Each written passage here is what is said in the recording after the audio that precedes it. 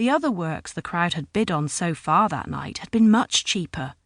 Most of them ultimately sold for less than €2,000. To launch the bidding straight off at such a high figure was surely madness. But Monsieur Foal's knew two things. He knew his audience, and he knew precisely what this painting, at centre stage right now, meant to the people of Paris. And he was right.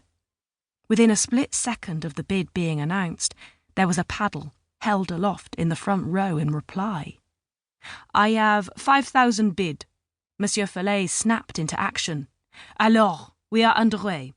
Who will give me 6,000? Straight away, another paddle went up. "I have 6. Who will give me 7? Yes, 7. At the back of the room, Maisie watched silently as the price of the painting, her painting, continued to climb. Soon the price was at €10,000. Then it climbed higher still, leaping up by €1,000 at a time, again and again, until the bid rapidly reached 20,000. Even then, the paddle holders didn't slow, and soon 20 became 30, and 30 became 40.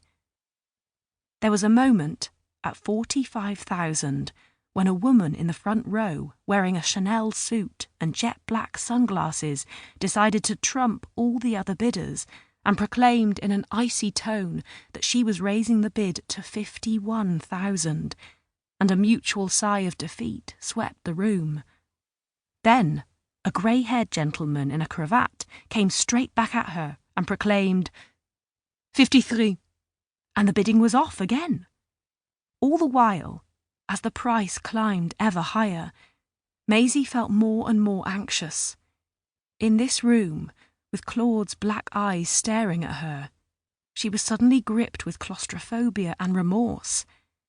How ridiculous to come here now when the real Claude was in such pain and the clock was ticking. What had she been thinking?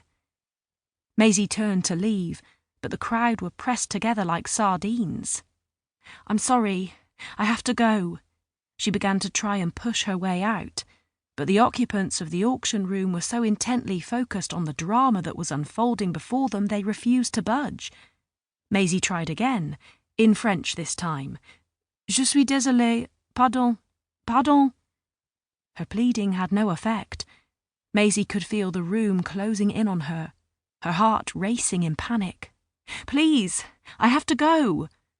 And then, as if by a miracle, the crowd parted, and there was Nicole Bonifait, Maisie's patron, so to speak, right in front of her, clearing the people out of the way, grasping Maisie's wrist to guide her through. "It's okay, chouchou," Nicole said. "Come with me now, I have you." And Maisie felt Nicole's arms around her, ushering her through the crush, until a moment later they were out of the room into the foyer, and then through the front doors, stumbling down the marble stairs onto the wide Parisian street below. Maisie was taking deep breaths, her hands on her knees as Nicole barked at one of the waiters at a pavement cafe nearby to bring them one of his chairs. "Tout de suite!" The waiter hastily obliged, and Nicole sat Maisie down in the middle of the street and told the waiter to bring them water. "Here, drink this." Nicole gave a fluted glass full of fizzy water to Maisie, who gratefully slugged it back in a single gulp. Her head was spinning. "I'm fine," Maisie insisted. "Nicole, I need to go." "Oui, oui, petit chouchou anglaise," Nicole soothed. "But take a moment first to catch your breath."